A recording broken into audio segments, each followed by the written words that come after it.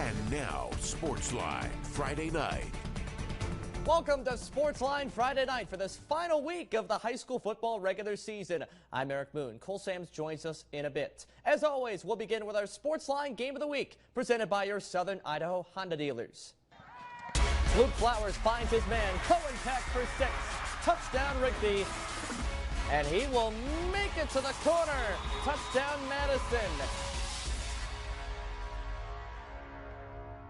The season was on the line tonight for two bitter rivals. Rigby and Madison faced off in another edition of their rivalry for a ticket to the 5A state playoffs. It was also senior night as Madison celebrated its seniors at Bobcat Stadium. Rigby comes into this matchup with 4 wins in their last 5 games, while Madison bursts onto the field looking to get back in the win column. After an early stop, the Bobcats are moving down the field. Jet Summers fighting through defenders for a solid gain. He won't go down easy. But later in the drive, watch number 10 in white. That's Reggie Groom blocking the field goal attempt. And we stay scoreless for now. I say for now because on the ensuing possession, Peyton Klingler stretches for the goal line here, and he is in. Touchdown Rigby. The Trojans strike first, and it's 7-0. On Rigby's next possession, the combo of Luke Flowers to Brecken Searle was blooming. On this deep shot, Searle holds it in. First and goal, Trojans. A few plays later, Flowers takes the snap, drops back, and throws another strike to Searle. Well done, Searle. That's another Rigby touchdown. 14-0 Trojans. Madison trying to respond on the first play of its next drive, but this play just won't do it. That ball pops loose, and Parker Graham recovers it for Rigby. And the Trojans would punch it in shortly thereafter as Jersey Dunes fights his way into the end zone. Rigby wins big 42-0, just like last year, to lock their spot into the playoffs. Out at Thunder Ridge, the Titans looking for something to cheer about early, but it was the Howard Rams that got on the board first. Senior Rich Barella finds Jackson Riddle, our athlete of the week, with the deep ball. Highland going up 6-0. But the Titans, well, they clapped back on their next drive. Ryder Portman back to pass here. He finds Tanner Scoresby. This kid, well, he refuses to go down. Look at the extra effort coming here, pulling his way into the end zone. And the Titans take the lead 7-6. But when all was said and done, the Rams come out on top 29-21. In Pocatello tonight, the Thunder had a golden opportunity to clinch a 4A district title and improve their playoff position with the postseason kicking off next week. They faced off with the winless Century squad that was looking to wreak some havoc in this annual crosstown rivalry. The student sections were fired up in Diamondback country, and the Thunder were ready to turn into lightning. Riken Echohawk races upfield and takes it through the teeth of the defense, losing his helmet on his way to a first down. Later in the drive, Julian Bowie makes a crazy catch over a Century defender for the game's first points. On their next drive, Dre Contreras fakes the handoff to Echohawk and decides to take it himself for another Pocatello touchdown. More fireworks from the Thunder in the second. On fourth down, Echohawk has not just the first down, but the end zone on his mind. Give Pocatello 6 and give Pocatello the big win over Century, 42-8. It's senior night for the Idaho Falls Tigers, but the Knights from Hillcrest would strike first. They go for a toss out left to Braxton Battleson, who eases in for the score. Knights up 14-0. On the next Hillcrest drive, QB Peyton King takes it himself and finds an open lane for a big gain, which would set up a 1-yard score here for Daniel Rogel. Then on fourth down for the Tigers, it's a bird. It's a plane. No, it's Otis Hussey flying around the edge for the sack on Bradley Ellison to give the ball back to the Knights. Ensuing possession on a long third down. It's a designed QB run to Peyton King. And guess what? You could give King a royal wave goodbye. Touchdown Hillcrest. And the Knights cap off their first perfect regular season in school history, 41-14. Skyline and Shelley Grizzlies starting off strong as QB Carmine Garcia tricks defenders and the cameraman, freeing up Zion Crockett for the catch. First and goal Skyline. Russett's looking to stop the drive here, but Garcia dashes past the Taters for a QB touchdown. 7-0 Skyline. Russett's moving on their first drive, but they're stopped short on a fourth down conversion at the end of the first quarter. Skyline with the ball, but Shelley's defense coming together at the start of the second. Spud's Chance wades his way through a massive defenders to get get Shelley inside the 10-yard line here. It's first and goal. And running back Dawson Blackner able to slip past the defense for a Shelley touchdown to tie the game. But it was all Grizz after that. Skyline wins 30-13, and they will host in the first round of the 4A playoffs. Now to Bonneville High School. Like their band, the Bees started to march over the Blackfoot Broncos in the second half. The running attack was key for the Bees tonight. Junior Keaton gets it in bounds in the end zone to put the Bees up 14-7. The Bees controlled the ball well in the second half, only letting the Broncos run 6 plays on offense in the third quarter.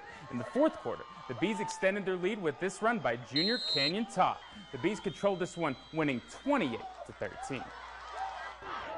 Sugar Salem going for perfection tonight, hosting South Fremont. The Diggers with a 3-touchdown lead, but the Cougars climb back with Bryce Johnson breaking through the defense and is in for a South Fremont touchdown.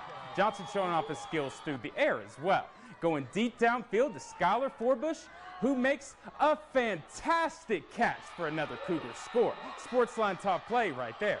But the Diggers would do what they want the rest of the way. Carson Harris put Sugar on his back and is not going to be stopped, going 56 yards all the way to the house. The Diggers go on to win this one 55-12. Sugar Salem wins the conference, and the Diggers will be the top seed in the 3A state playoff. Still ahead, we'll show you more results and which play you voted for as our Sportsline Top Play of the Week. That's next on Sportsline Friday night.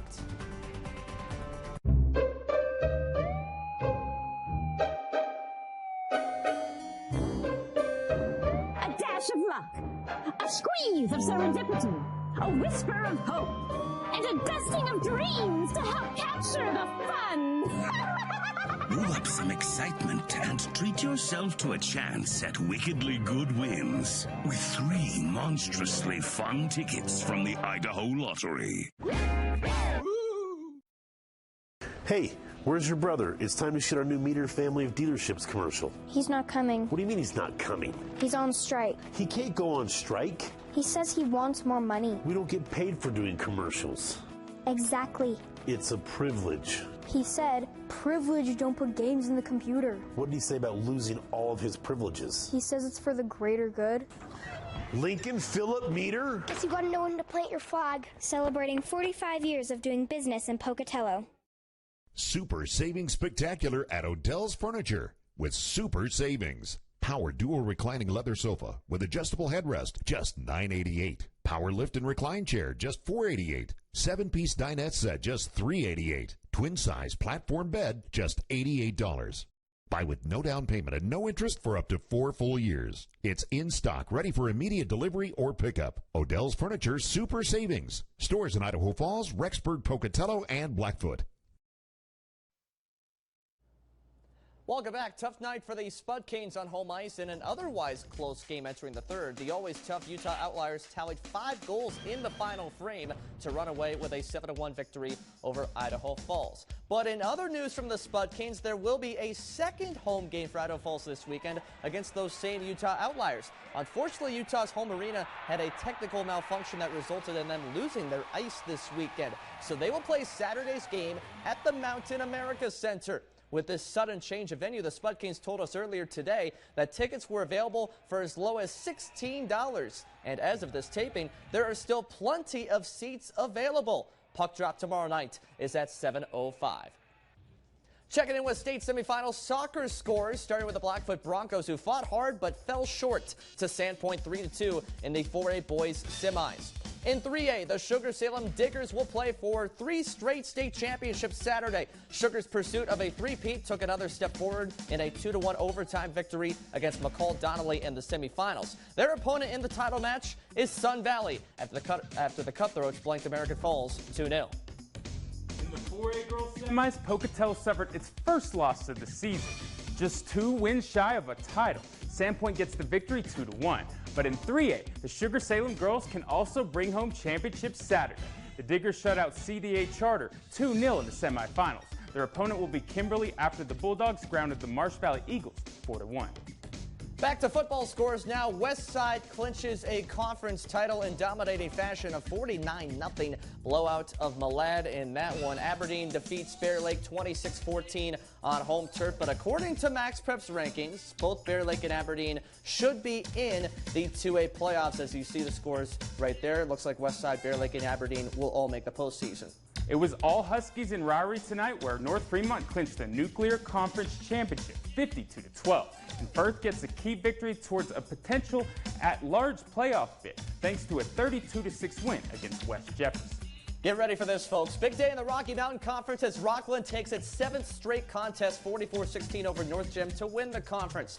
And Mackey's 28-20 victory over Water Springs gives us some chaos. Listen to this, because that results in a 3-way tie for second place. And based on point differential between North Gem, Water Springs, and Mackey, the Mackey Miners earn the second and final playoff spot in the conference by just 2 points, Cole. That's incredible.